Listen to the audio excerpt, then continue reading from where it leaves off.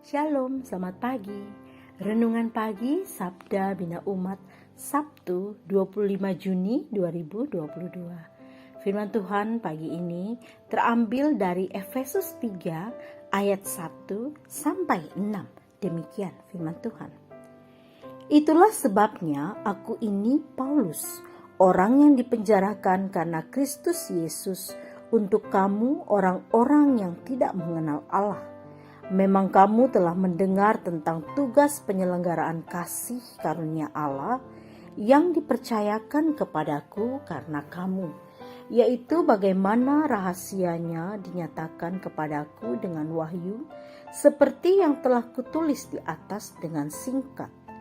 Apabila kamu membacanya, kamu dapat mengetahui daripadanya pengertianku akan rahasia Kristus, yang pada zaman angkatan-angkatan dahulu tidak diberitakan kepada anak-anak manusia, tetapi yang sekarang dinyatakan di dalam Roh kepada rasul-rasul dan nabi-nabinya yang kudus, yaitu bahwa orang-orang bukan Yahudi karena berita Injil turut menjadi ahli-ahli waris dan anggota-anggota tubuh dan peserta dalam janji yang diberikan dalam Kristus Yesus.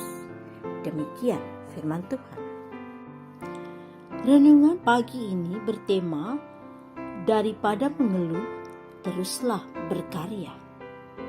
Mengeluh sebagai manifestasi rasa tidak puas dan tidak nyaman secara psikologi merupakan suatu respon yang wajar apabila dibatasi.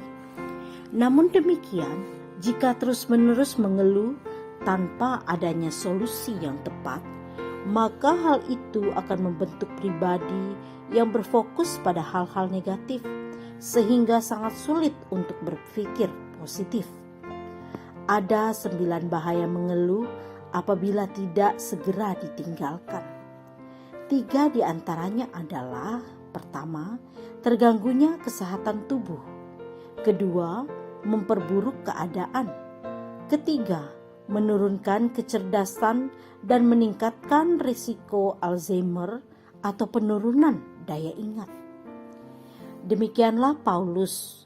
Meski berada dalam penjara, ia tidak mau mengeluh, tetapi tetap berkarya. Pada ayat pertama, Paulus menyebut dirinya dalam terjemahan LAI orang yang dipenjarakan karena Kristus Yesus.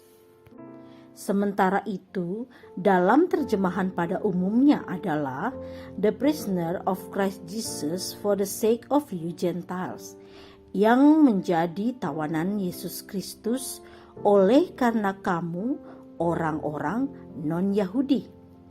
Pernyataan ini penting karena Paulus tidak mau menyebut dirinya a prisoner of Nero, meski kenyataannya pada waktu itu dia adalah tahanan Kaisar Nero yang berkuasa. Maksudnya adalah supaya tidak menimbulkan kesan bahwa hidupnya tergantung pada Nero. Dengan menyebut dirinya a prisoner of Christ Jesus atau tahanan Kristus, ia menunjukkan bahwa dirinya tergantung pada Kristus.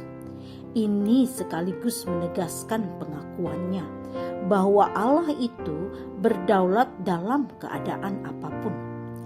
Jadi Paulus memang ditangkap, ditahan dan menderita karena pemberitaannya untuk menyatakan kasih karunia Yesus Kristus kepada orang-orang non-Yahudi, namun ia sama sekali tidak mengeluh. Ketika diingatkan bahwa sesulit apapun tugas tanggung jawab pelayanan merupakan kesempatan untuk memberitakan Injil, bahkan dengan semangat dan sukacita. Paulus menghayati kasih karunia Allah dalam hidupnya untuk memberitakan Kristus seluas-luasnya.